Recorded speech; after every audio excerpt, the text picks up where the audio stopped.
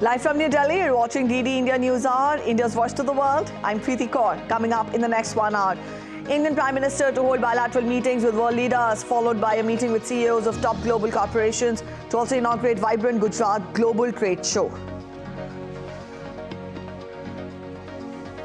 India's Defence Minister Rajnath Singh arrives in the United Kingdom to discuss defence, security and industrial cooperation with his UK counterpart.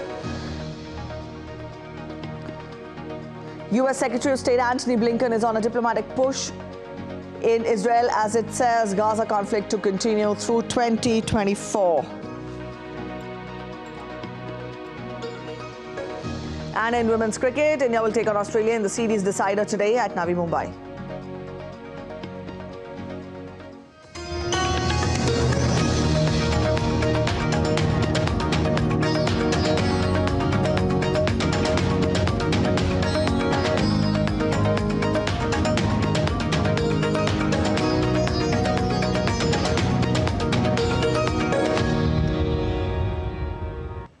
India's Prime Minister Narendra Modi is on a 2-day visit to the Indian state of Gujarat. Prime Minister will be holding bilateral meetings with world leaders and will be meeting with the CEOs of top global corporations. Prime Minister will also inaugurate the 10th edition of the vibrant Gujarat Global Summit.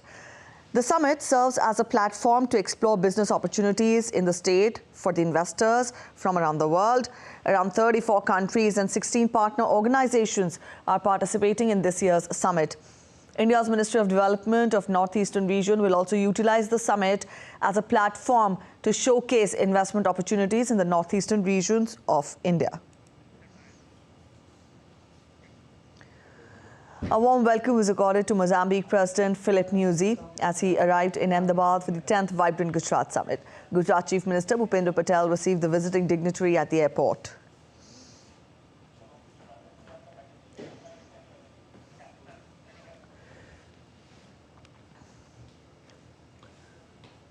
The vibrant Gujarat Global Trade Show, ever since its inception in 2003, has constantly become larger with the increasing list of exhibitors from across the globe. Prime Minister Narendra Modi will be inaugurating the vibrant Gujarat Global Trade Show on Tuesday. Domestic and international companies will display products and exhibits from e-mobility, startups, MSMEs, blue economy, green energy and smart infrastructure sectors. Prime Minister Narendra Modi will be inaugurating the vibrant Gujarat Global Trade Show on Tuesday, later in the day, and we are joined in by the General Manager of Index B, who is looking after the entire preparations for this global trade show. Sir, we know that the vibrant Gujarat is happening after a halt because of the COVID pandemic. What's different this time? Because we have seen other global trade shows also earlier for vibrant Gujarat. What's different in the 10th edition? Nice to receive you, ma'am. Vibrant Gujarat Global Trade Show is planned with an objective to provide a larger platform to the participants at the summit. Summit has two components. One, the seminars and conferences where the deliberations are held on the various contemporary topics. Along with them, the physical presentations is required to be made and a networking opportunities to be provided where the like-minded people and the people facing same kind of a problem can come together and deliberate upon the issues for the wider solutions. Can you tell us more on how many countries have put up their pavilions here? What are they showcasing for that matter? Yes. Japan has been always a partner in the progress to the state of the Gujarat, and Japan is coming up in a big way, setting up the pavilion. They have the largest among the international pavilions, and hall number 1 of the entire venue, which has 13 different halls. The hall number 1 is dedicated to international pavilion, wherein there are 20 countries that are exhibiting over here. So definitely we see that the excitement is clearly visible and the testimony is that the entire global trade show is completely booked and there is no space for any other exhibitor to join in.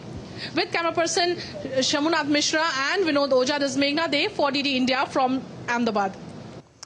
India's Defence Minister Rajnath Singh has arrived in London on Monday for a 2-day visit to the United Kingdom, accompanied by a high-level defence delegation.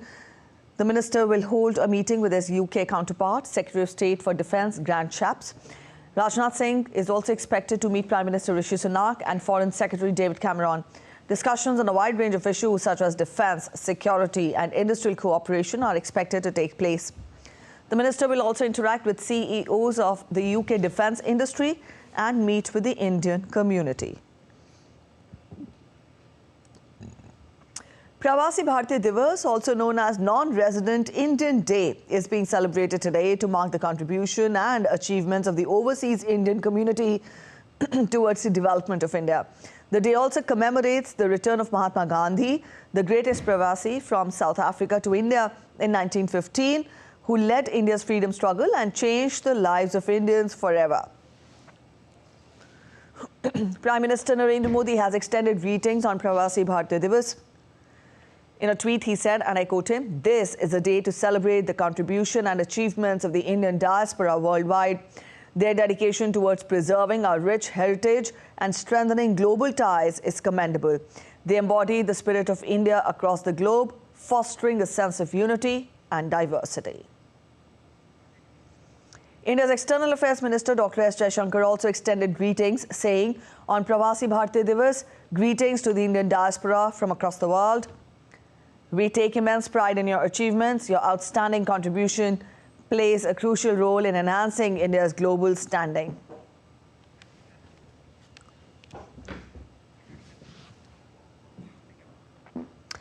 India is witnessing a steep rise in its metro network. Over 895 kilometers of metro lines are operational in 20 cities in the last 9 years. Currently, construction work is in progress on metro rail projects covering 986 kilometers in various cities.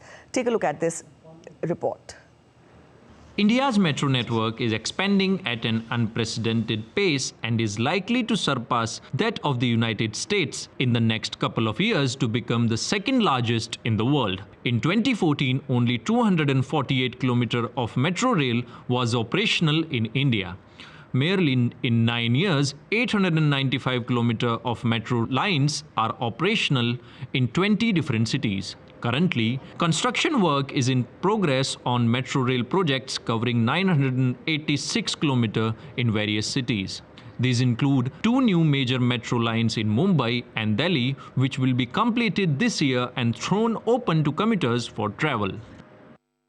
The 33.5-kilometer Aqua Line 3 of Mumbai's metro network is an engineering marvel that is completely underground and is being built with an investment of 33,000 crore rupees. The line runs along Kolaba-Bandra SEEPZ corridor connecting the city's financial hub such as Nariman Point, Bandra-Kulra Complex, Fort, Worli and goes up to Goregaon. The entire route is expected to be operational in 2024 with Phase 1 likely to be inaugurated by April. The first section of Delhi Metro's Phase 4 is to be opened by July 2024. This comprises the Magenta line from Janakpuri West, RK Ashram Marg, which covers a 28.92 kilometer route with a 21.18 kilometer elevated structure, while the remaining 7.74 kilometer is underground. The other 2 lines of Phase 4 on which work is underway. The country's metro network boasts of a daily ridership of around 1 crore and has brought about a transformational change with greater comfort, stability and security in the urban mobility. Currently, construction work is being carried out on several metro projects across the country such as Navi Mumbai Metro, Pune Metro, Madhya Pradesh Metro, Kanpur Metro, Agra Metro, Meerut Metro and Surat Metro. A path-breaking step is also being taken to decongest big cities with the rolling out of the country's first rail-based regional rapid transit system linking the 82-kilometer distance between Delhi and Meerut. This initiative is part of the green mobility drive to being the country's carbon footprint in the fight against climate change. Preparations for the upcoming Republic Day event are in full swing in the national capital, with participants losing no chance to enhance their performance and bring perfection to it. Apart from other various security forces contingents, NCC cadets are preparing hard too and are showcasing some of it for the Indian Chief of the Air Staff on Monday. A report ahead. Wave of motivation sparked among NCC cadets at the Republic Day camp underway in Delhi. When Air Force Air Chief Marshal Vivek Ram Chaudhary addressed them on Monday. He appreciated the NCC cadets for their participation in social service and community development activities and urged them to enlist in the military and lead lives of unity and discipline. The Indian Air Force Chief was given the Guard of Honor by NCC cadets upon arrival. He further took stock of the flag area as well as the Hall of Fame, where he learned about the great personalities of NCC, including its achievements. The National Cadet Corps, a symbol of discipline, patriotism and service, stands as a testament to the unwavering commitment of its cadets. You carry the torch of responsibility with grace and poise. It is indeed heartening to see your indomitable spirit and enthusiasm. It is noteworthy that Air Force Air Chief Marshal V.R. Chaudhary has been an NCC cadet himself during his student life, and after reaching Delhi Kent, he remembered his old days. NCC cadets from across the country also presented cultural program of their respective states before the Air Force Chief. With inputs from Grish Nishana, Bureau Report, DD India. The Viksit Bharat Sankalp Yatra successfully reached Thila Brok village in Kargil despite severe cold to promote government initiatives. The event involved 32 households and 220 residents, facilitating the issuance of Ayushman cards, updating Aadhaar cards, conducting NCD screenings and performing sugar tests. The initiative demonstrates the government's commitment to extending welfare schemes to inaccessible regions as well. Union Minister of State for Health, Professor S.P. Singh Baghel, visited ETA in the Viksit Bharat Sankalp Yatra program, meeting beneficiaries of government schemes in Pondri village. He handed over certificates and congratulated all the attendees, expressing happiness.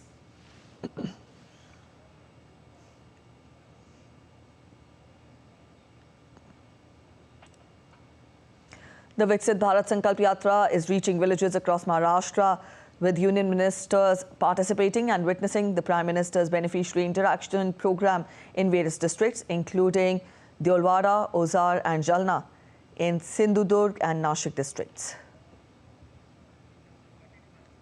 The Viksit Bharat Sankalp Yatra is reaching villages in different districts of the state. Several union ministers participated in these yatras and witnessed Prime Minister's beneficiary interaction program. The beneficiaries also expressed their views under Meri Kahani, Meri Zubani.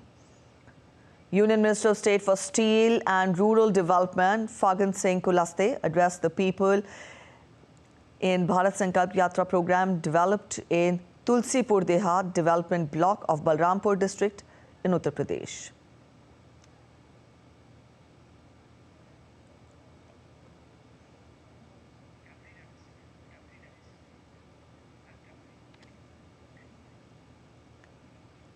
We now take a look at other stories making it to the headlines from across India. India is ready to celebrate its 75th Republic Day on 26th of January. The Republic Day parade rehearsals are in full swing in the national capital. As the capital city battled with cold waves and icy winds, the contingent showcased their might at Kartavya Path as they marched along the stretch between India Gate and Rashtrapati Bhavan. Indian security forces were seen marching to the drum beats at Kartavya Path.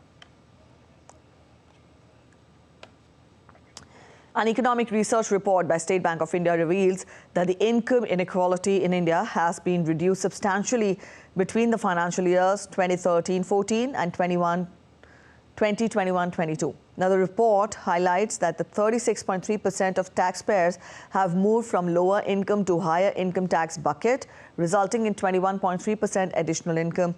The income disparity of people earning less than 350,000 Indian rupees has also declined from 31.8% to 15.8%. International Kite Festival 2024 began in Gujarat on Monday. Chief Minister Bhupendra Patel inaugurated the festival by releasing the tricolour balloon into the sky. The festival has gained worldwide recognition, success of which is highlighted by the annual participation of kite flyers from all corners of the country. Indian city Ayodhya is all decked up with solar lights ahead of Lord Ram Temple consecration ceremony, taking forward the vision to expand the use of renewable energy sources as far as possible in the temple town. The state government has illuminated parks in Ayodhya with solar trees. The Indian city Ayodhya is on track to becoming the solar city of the country. The sacred sanctum sanctorum of Lord Ram Temple is ready in all its glory to welcome the millions of Lord Ram devotees from across the world. The Ram Temple complex, built in traditional Nagara style, boasts of dimensions of 380 feet in length, 250 feet in width, and a towering height of 161 feet. The Ram Janmabhoomi Tirth Kshetra Trust, which is undertaking the temple construction, shared stunning video of the Ram Temple on social media, giving a sneak peek into the nighttime view of the temple premises. Up next, a short break, but still to come on this edition of DD India News Hour. Luxembourg urges European Union countries to deliver sufficient weapons to Ukraine. Boeing's latest 737 MAX crisis deepened after United Airlines and Alaska Airlines find loose parts. An explosion in downtown Fort Worth Hotel in Texas leaves at least 21 injured.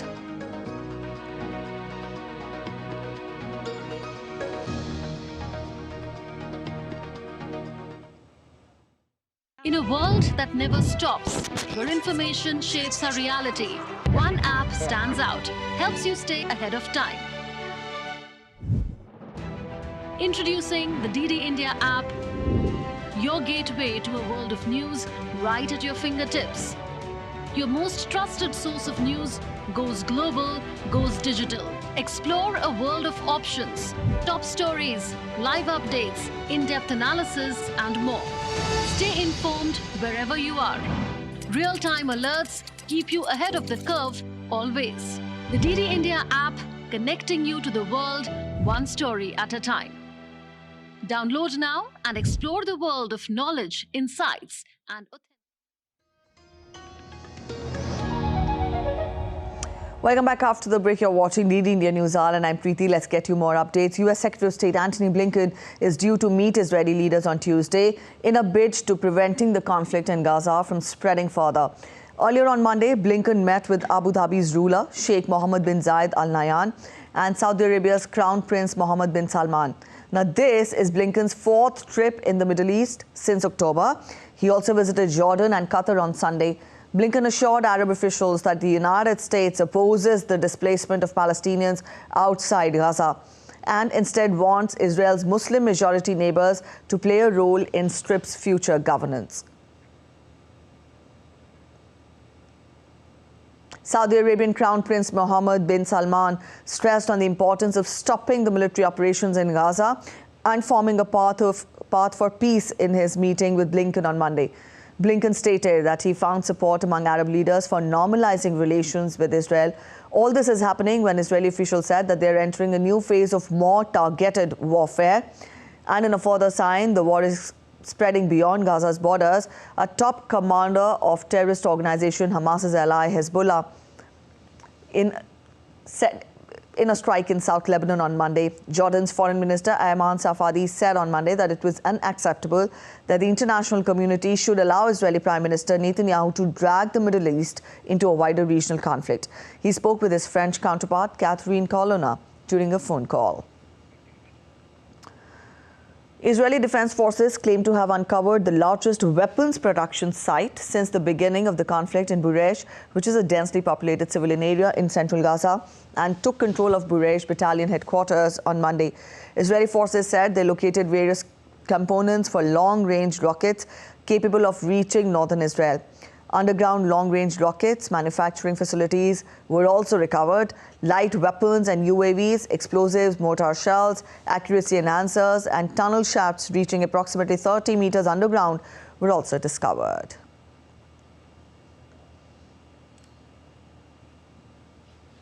The Russian and Ukrainian armies continue to exchange fire on Monday, with each claiming to have hit the other's military targets, according to the latest battle reports of the two sides. Russia said its forces attacked the Ukrainian army's defense facilities with its high-precision weapons, repelling the Ukrainian army's attacks in several directions, including the Donetsk region. Russian air defense forces also intercepted multiple rockets and drones of the Ukrainian army. Meanwhile, Ukraine claimed its army continued to engage in multiple battles with the Russian army on the left bank of the Dnieper River. Ukraine's Minister for Internal Affairs, Ihor Klimenko, released a video on Monday showing a man being rescued from under the rubble in the eastern city of Lviv following heavy Russian bombardment. 2 people were saved while 1 person remained trapped under the house's ruined remains, with rescuers searching for more survivors. An industrial site and educational facility were damaged in missile strikes in the region during the early hours on Monday. Russia claimed to have launched military-industrial attacks on Ukrainian targets from both sea and air.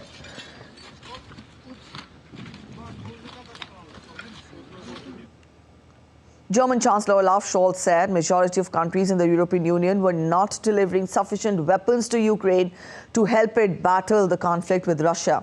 In a joint news conference with Luxembourg's new Prime Minister Luc Fredrin, Scholz called upon allies to increase their efforts. The Chancellor added that he was confident that the bloc would agree to its proposed €50 billion aid package for Ukraine at an upcoming emergency summit on 1st February.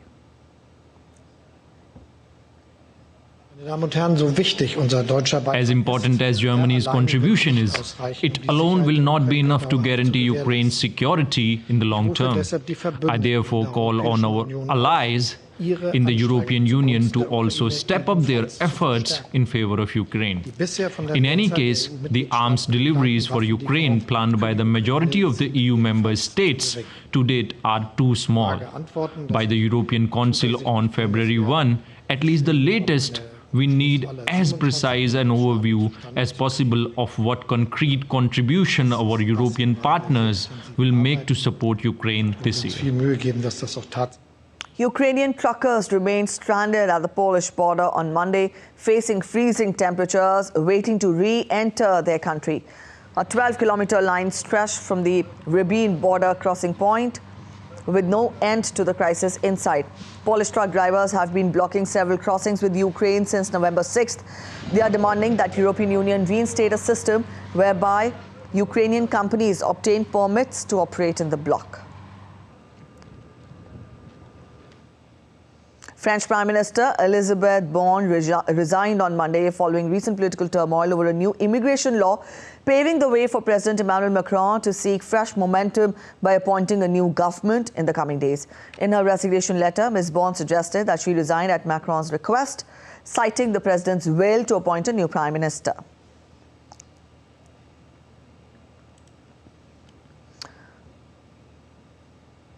Boeing's latest 737 MAX crisis deepened after United Airlines said that it had found loose bolts and other parts on 737 MAX 9 plug doors as it inspects its fleet of Boeing jet. Boeing shares plunged to close 8% lower after the Federal Aviation Administration on Saturday grounded dozens of 737 MAX 9s after the panel blew out mid-flight on Alaska Flight 1282. Wall Street analysts on Monday viewed the accident as a temporary setback to Boeing. Indonesia also temporarily grounded 3 Boeing 737 MAX 9 planes operated by Lion Air despite different configurations from the plane.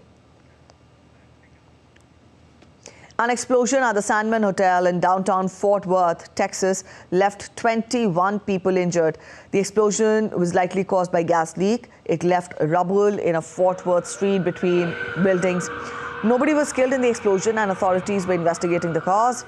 Construction was going on in the building at the time, but it was not yet clear if that played any role in the explosion.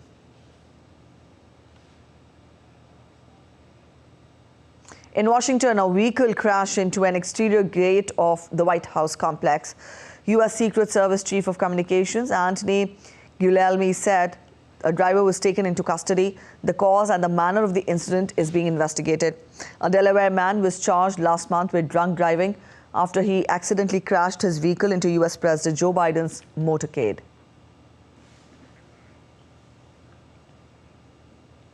In his second campaign speech of the year, Joe Biden again attacked Donald Trump for refusing to accept that he lost the 2020 election and called him a loser.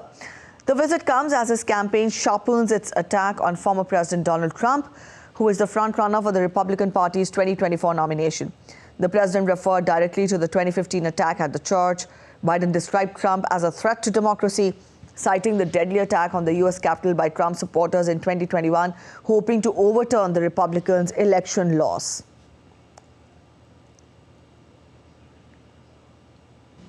And losers are taught to concede when they lose. And he's a loser. So let me be clear, for those who don't seem to know, slavery was the cause of the Civil War. There's no negotiation about that. In a shocking incident, 2 people were killed and several others were injured after a gunman opened fire near Cloquet Motel in Minnesota in the U.S. The shelter-in-place order was lifted on Monday night in the northern Minnesota region after the shooting. Cloquet police said that they did not know if anyone else was hurt in the attack.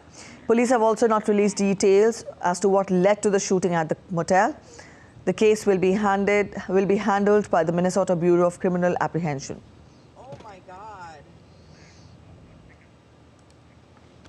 A quick look at other stories making it to the headlines from across the world. Consumer Electronics Show 2024 begins in Las Vegas to showcase latest technological advancements, including AI-powered gadgets, robots, holograms, and exoskeletons. Focus would be on finding consumer users and devices for the visually impaired, safety systems, facial recognition software, and others during the 4-day event. The UN's International Atomic Energy Agency and the Argentine Antarctic Institute are conducting a joint investigation into the amount of microplastics in the Antarctic using nuclear science. The study will analyze samples from penguin guano, sediment, and seabed water at Argentina's Carlini Base and Monaco Research Center. Jonathan Majors, a rising Hollywood star, was dropped by Disney's Marvel after being found guilty of assaulting his ex-girlfriend, Grace Jabari. Majors admitted in his first televised remarks that he should not have been in the car with Jabari. He is set to be sentenced on February 6th. Franz Beckenbauer, a renowned German soccer player, passed away at the age of 78. He captained Germany to the World Cup victory in 1974 and won the tournament again as manager in 1990. Beckenbauer was a classy and dominant presence for the West German and Bayern Munich teams in the 1960s and 70s. Up next, a short break, but still to come on this edition of DD India News Hour. Days before Taiwan elections, Chinese balloons continue to fly over the island.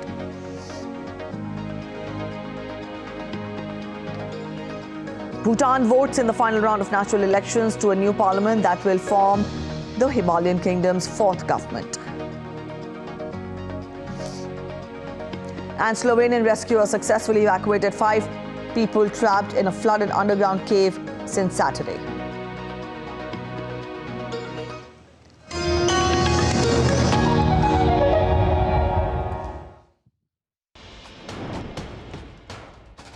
Wherever news breaks, whatever it takes. Connecting corners, cutting across continents. Stories that matter from across the globe. Accurate, authentic journalism that serves you right. From politics to glamour, from sports to world affairs, with a fusion of aesthetics and substance. Introducing news in a new avatar. Experience the world through a new lens. Stay tuned to DD India for an exciting journey beyond borders.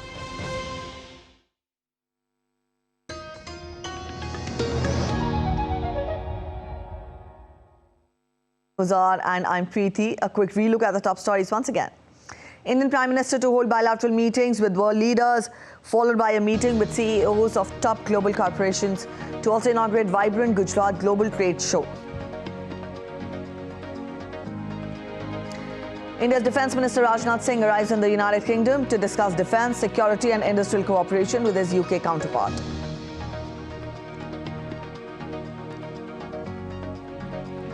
US Secretary of State Antony Blinken is on a diplomatic push in Israel as it says Gaza conflict to continue through 2024.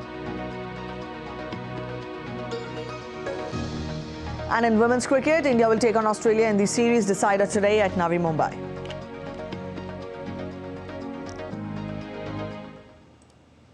And as we told you earlier in the bulletin, that Prime Minister is in Gandhinagar today, where he will be holding bilateral meetings with world leaders and will be meeting the CEOs of top global corporations. First up, he met President of Timor-Leste, Jose Ramos Horta.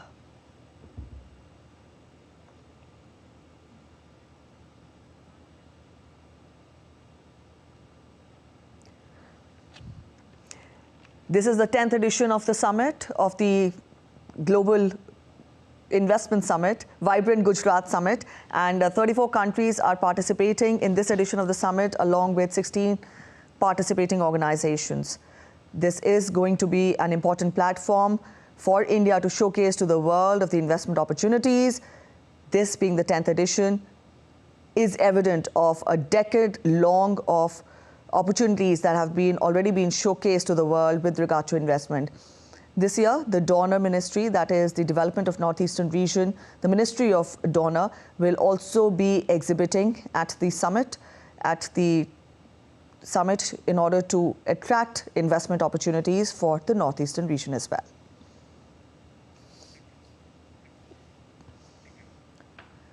Amidst the ongoing row between India and Maldives over comments by Maldivian ministers, several Maldivian organizations have called for positive relations between the two countries while terming the posts and comments as irresponsible. The National Boating Association, Maldives Association of Tourism Industry, National Hotels and Guest House Association, Maldives Association of Travel Agents and Tour Operators, and the Association of Travel Agents of Maldives issued statements and releases condemning the action of the suspended Maldivian officials Malsha Sharif, Mariam Shuana and Mazhoom Majid. The organizations noted that India has been a close and a friendly neighbor, first responder during the crisis, and the one who helped Maldives recover after the COVID pandemic. Meanwhile, pressure continues to rise on the Maldivian government as several Maldivian leaders have termed the entire episode as sad, including initiating a no-confidence motion in the parliament.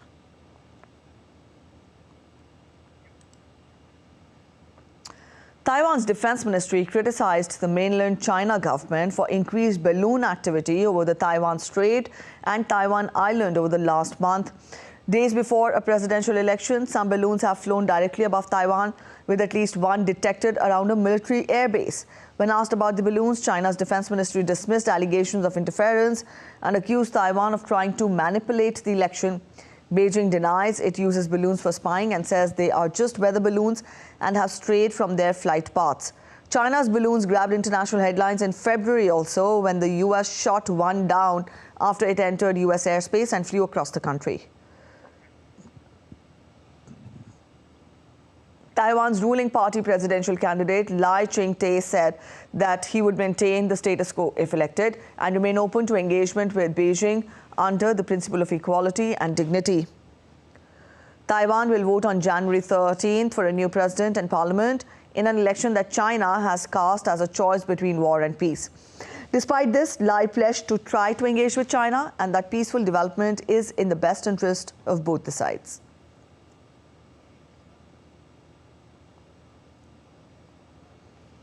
I will continue to uphold these policies, which are in the interest of both Taiwan and the international community.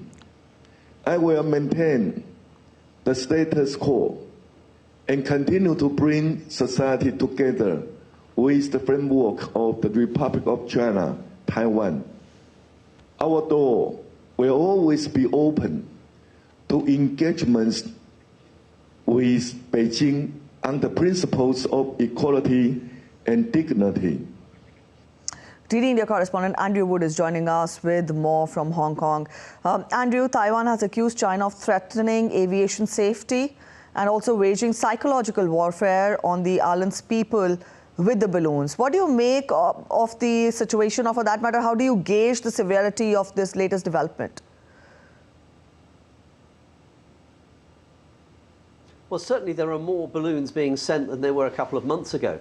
The latest from Taiwan's Ministry of Defence, it now reckons it's seen 4 balloons in the past 24 hours and that 2 of them have flown over the island. And this, I think, is, well, as you say, it could be a threat to international aviation, although the Ministry of Foreign Affairs in Beijing, when asked about this on Monday, basically ignored the question or said that, you know, this was not the case, and pointed out that Taiwan is, it says, Chinese territory, and so this is a domestic issue and nothing to do with the Foreign Affairs Ministry. Obviously, the timing is important. There's that presidential and parliamentary election on Saturday. China seems to be putting pressure on Taiwan, or seems to have been putting pressure on Taiwan more and more over the past year by flying more and more warplane missions into the airspace that Taiwan claims as its own, and sending warships also into areas of water, areas of the sea that Taiwan claims its own. Of course, there's the big problem that it just all backfires. That even though the Chinese government said about 2 weeks ago that it would hope that the Taiwanese would make the right choice, I think were the words used, in this election, I think that the Taiwanese might well feel that they want to, well, stick the middle finger up at China and vote instead for the parties that want to distance Taiwan from China. All right, Andrew, also now that we see Taiwan will be will be progressing for parliamentary elections. At the same time, China has also accused Taiwan of trying to manipulate the elections. Put all this together, what do you make of the war of the words? And also, will these incidents, because this is not for the first time that a Chinese balloon has been spotted, because we saw in February also the Chinese balloon was shot by the US for flying over its territory. How do you see the developments? How do you see this incident develop from here on?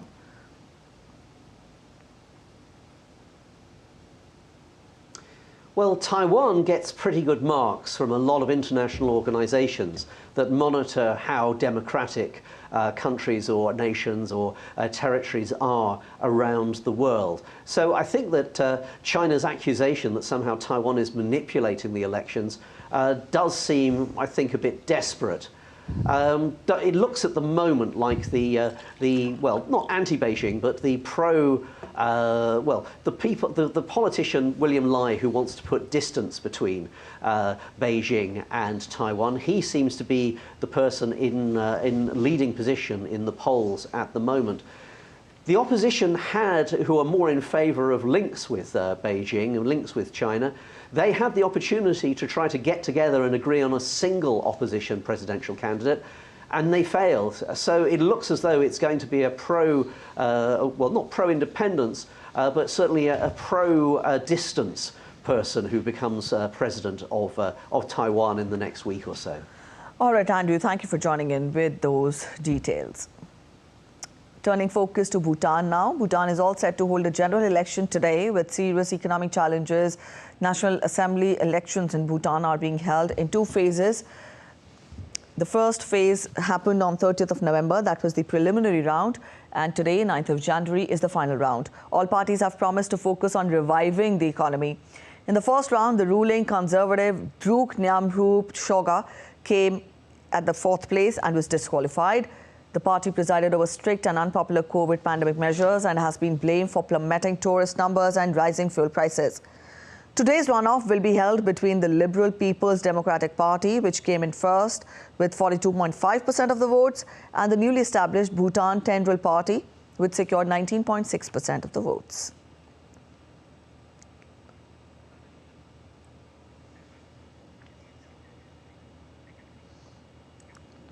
Dibendu Mondal is joining us to get us more. Dibendu, we've just given a broad outlook as to what the election contest looks like in Bhutan. Let us understand more from you. Well, currently, Preeti, Bhutan is undertaking its election for the fourth term in the 47 assembly seats in the Bhutan Assembly, which was constituted some about 30 years back, in fact, 20 years back. So this election is crucial because this election is being fought over three major issues. That is, one is unemployment, economic Bhutan, and the brain drain is what the political parties from Bhutan are saying. As you also mentioned in your report, that there are primarily two parties that are contesting: the Bhutan Tendril Party and as well as the Liberal People's Democratic Party of Bhutan. So these two parties are contesting the elections, and by maybe tomorrow morning we'll get a clear picture as to who wins this election and who will be able to form the next government in Bhutan. Remember, the People's Democratic Party of Bhutan is a political party that is very close to India and is currently in power in Bhutan. So the people of Bhutan are queuing up to vote despite the chilling weather condition in the hill country of, in fact, India's neighbor Bhutan. So all in all, this election will be fought on three major issues: unemployment, brain drain, and economic development and progress of the economy of Bhutan. All right, Dibendra, we leave it here. Thank you for joining in with those details. And Japan plans to expand its budget reserves from initial 500 billion yen in the fiscal 2024-25 budget to aid in the recovery from the Noto earthquake that hit Ishikawa Prefecture on Japan's west coast on the New Year's Day. Finance Minister Shunichi Suzuki said the cabinet has earlier approved 4.74 billion yen in spending from the fiscal 2023-24 reserves to deliver quick aid like water, food, diapers and heaters. He added, tapping budget reserves enables a faster and more realistic response than compiling an extra budget. Slovenian rescuers have successfully evacuated 5 people trapped in a flooded underground cave since Saturday. A family of 3 adults and 2 guides had taken shelter over 2 kilometers from the entrance to the Krizna Jama cave in southwestern Slovenia. Despite divers providing food, water, medicines and a heated tent, the high water level made their evacuation impossible. The country faced severe flooding in August and the land is yet to fully absorb the excess water. Last August, Slovenia experienced the worst floods on record, killing 6 people and destroying homes.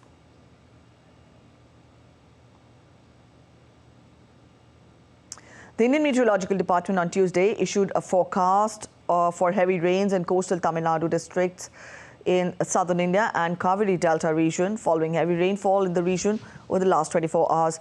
Due to the weather condition, the state government has also declared school closures in several regions.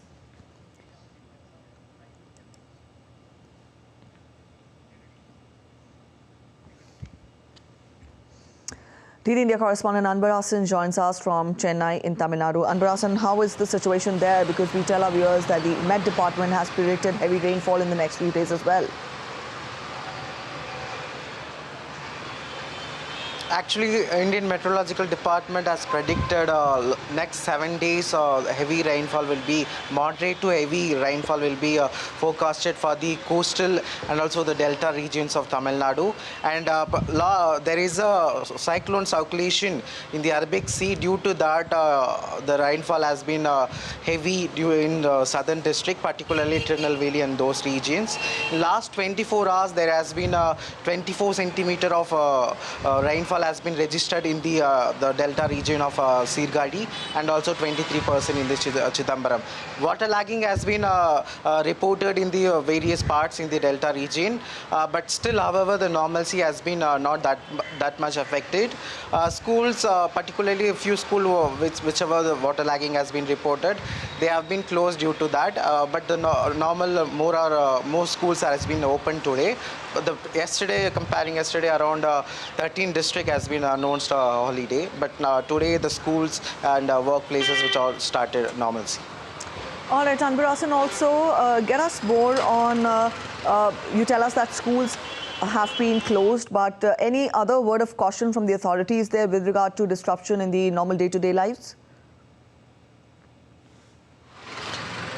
Actually, IMD actually also forecasted there is the next 2 days there has been heavy rain in the southern district, and also there is a fisherman warning also given to that because the cyclonic circulation also been there in the Bay of Bengal. So the regional meteorological department Chennai also given a fisherman warning. So nobody need to go for the fishing on the next 1 week.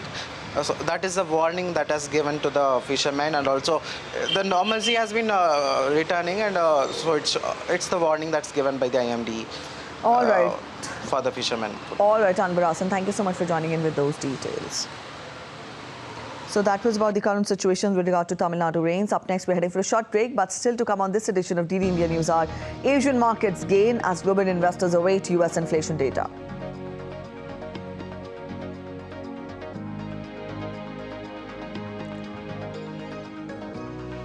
Indian President Draupadi Murmu to felicitate national sports awardees in a special function at Rashtrapati Bhavan today. And India wins 10 meters air rifle mixed team gold at the Asian Shooting Championship.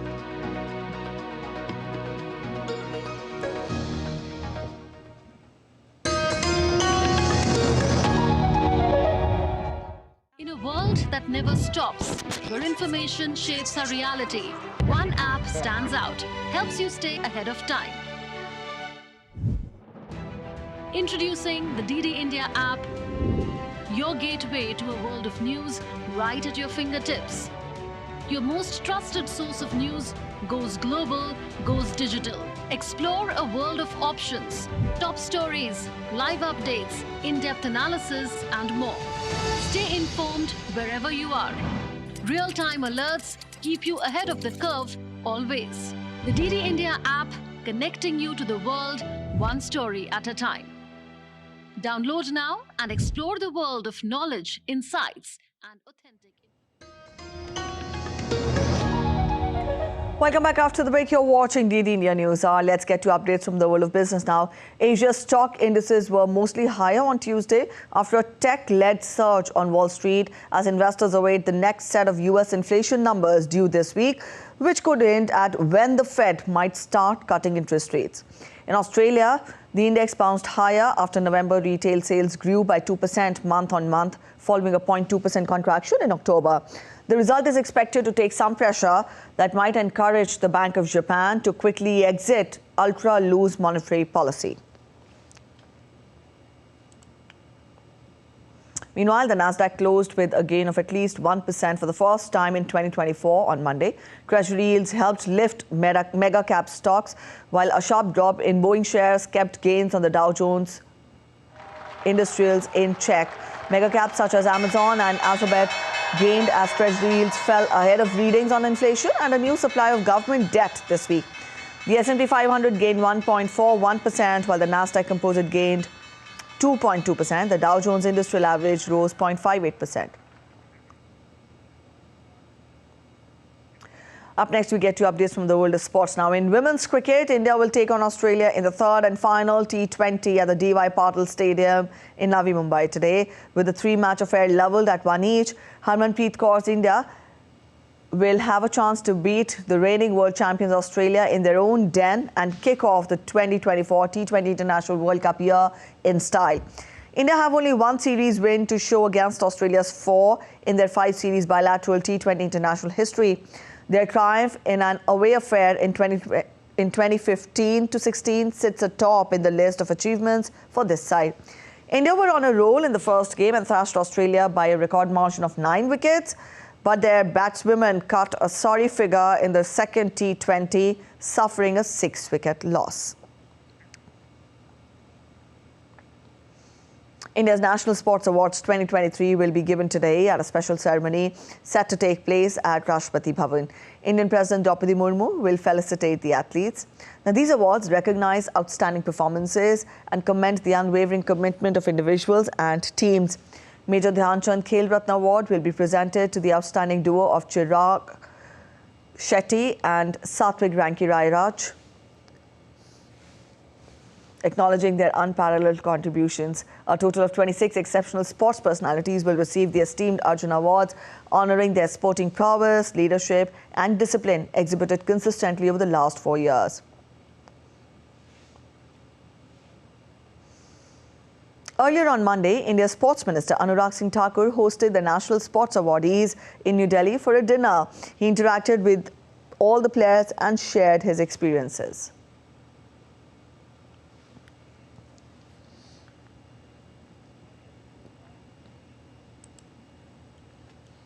क्योंकि आप compare कीजिए ना कि हमारे पहले facilities कैसी थी, अभी कैसी हैं। पहले प्लेयर्स हमारे गोल्ड मेडल कितने लाते थे, अभी कितने लाते हैं, तो वो सारी चीज़ें चेंजेस आपको भी दिख रहे हैं। और जहाँ तक पब्लिक का सवाल है, जहाँ तक यंगस्टर्स का सवाल है, वो भी बढ़ चढ़ कर हिस्सा ले रहे हैं, वो भी पार्टिसिपेट कर रहे हैं टीम कॉम्पिटिशन्स में। तो चेंजेस बहुत हैं और मेरा मानना ये है कि जितना आगे हम जाएंगे, जितना हम जैसे हम अपना यूथ देखते चले आ रहे हैं, जो यंगस्टर्स हैं काफ़ी टैलेंटेड हैं, और भी हमें प्लेयर्स मिलेंगे, तो मुझे लगता है कि इंडिया का और ज़्यादा नाम रोशन होगा, क्योंकि बहुत सारे प्लेयर्स, बहुत सारा टैलेंट अभी आना बाकी है। मैं सबसे पहले अपनी इंडियन गवर्नमेंट को थैंक यू बोलना चाहूँगा, क्योंकि जो स्पोर्ट्स में लास्ट टाइम कबड्डी में गोल्ड मेडल आया नहीं था, थर्ड आए थे, और अब की बार जैसे हम गोल्ड मेडल एशियन गेम में लेके आए हैं, तो आते ही प्लेयर को अगर अर्जुन अवार्ड से सम्मानित किया जाता है तो काफ़ी प्लेयर मोटिवेट होते हैं, और वुमेंस टीम में भी, मेंस टीम में भी, और उनके कोच को भी द्रोणाचार्य अवार्ड दिया गया है। तो ये एक अच्छा है, एक नई शुरुआत है कि आने वाले टाइम में जैसे नेक्स्ट ईयर वर्ल्ड कप है तो काफ़ी इस चीज़ से प्लेयर मोटिवेट होंगे। Such a prestigious award, like there are so many great sports persons who have received this award, so I'm very happy that I'm going to receive it. This year I have candidates coming up in Canada. I'm looking forward to the event and I want to win the tournament. Yeah. Anand sir has always been my inspiration, like ever since I started playing chess, so he always will be. And I also admire my brother Pragnananda, like whom able to witness his passion and hard work, the work he's doing for the game. He's also my inspiration. 2023 was a very memorable year for me, completing the Grandmaster title or winning the Women Grand Swiss. I think both of them together are my favorite. All right, on to Asian Shooting Championship underway in Jakarta. Indian shooting mixed team of Mehuli Ghosh and Rudraksh Patel won gold medal on Tuesday as the pair defeated China 16-10 to take the top spot. Compatriot Elevenil Valavirian and Arjun Babuta finished at the 6th place.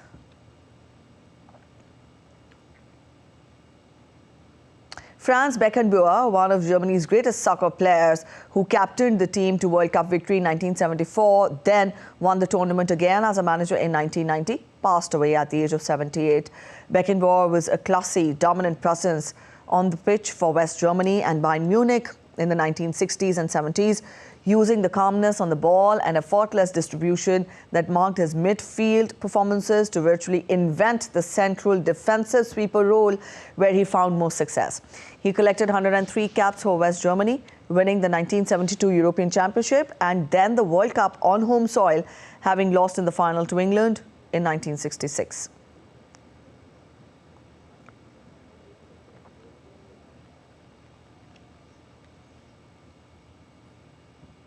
In a heartening display of determination, the Indian women's wheelchair basketball team is gearing up for the 2024 Asia Oceania Championship to take place from 12th to 20th January in Bangkok.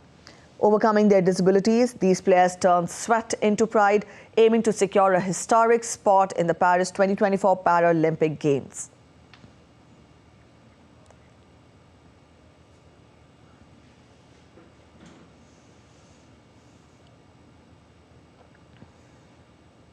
That's it in this edition of DD India News Hour, but let us know your thoughts on the news of the day. You can connect with us on Facebook, X and also Instagram. We'll be back with more news as it breaks here on DD India. I'm Preeti Kaur signing off, and from all of us in Delhi, thanks for watching DD India News Hour.